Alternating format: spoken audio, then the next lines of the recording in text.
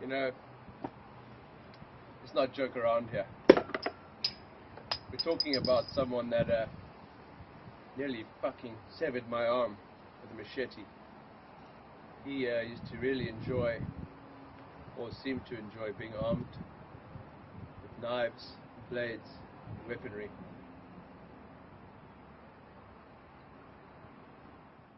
He was always described as quite an aggressive character by his family and friends. Whenever I'd arrive at Privet, he would be standing in the kitchen, sharpening knives, giving some weird look. Within the first week of meeting him, I accidentally borrowed one of his tools and he assaulted me, whacked me on the back of the head, and I still have a scar today. Sure, even from a young age, there were very few things he liked to do more than take his clothes off and get his little acorn out in front of everyone. He's always been an absolute master at just spinning the most complex web of lies. I've never really been able to tell whether he's telling the truth or not. For example, he just made up this completely fictitious, very dark world. Land of the big boys, fairyland, as he called it. And I totally believed it. He even roped some of my friends in, and it was traumatic and just a complete lie, and huge part of my childhood. When we first met him, he had just concluded an ugly legal battle with an ex-girlfriend. We never heard how it ended, but I've always suspected some sort of foul play. At first I thought he was really nice. We hit it off, spoke for hours about dancing, and then I found out that he was actually talking about his experiences in strip clubs. To be honest, I didn't really know this guy very well. I moved in with someone, I didn't really know what to expect. I barely got to see him because he would be absent for the whole week. And then he would just reappear on a Friday evening and be completely ready to cut loose on the weekend. And that's when I discovered how he earned the nickname of the Shifty Chaplain. I was in the very difficult position of studying with him.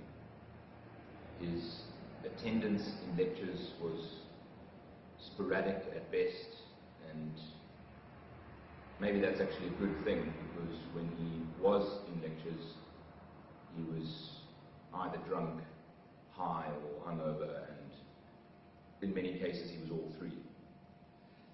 In essence, he was a major disruption in class, and many of the students in class questioned whether or not he was actually a registered student. Some believed him to be an agent of the infamous Fees Must Fall movement, a terrorist, really. So the first time I encountered him was as a business adversary.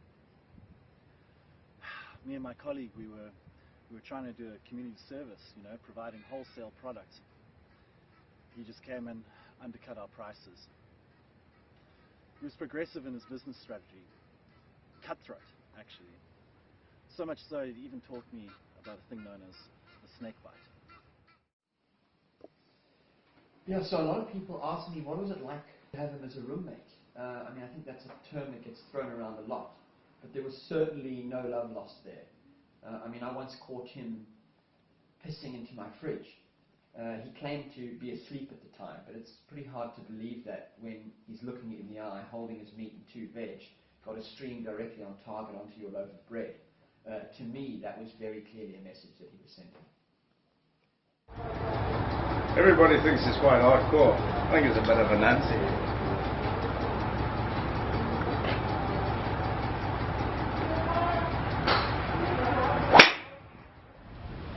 No, absolutely not.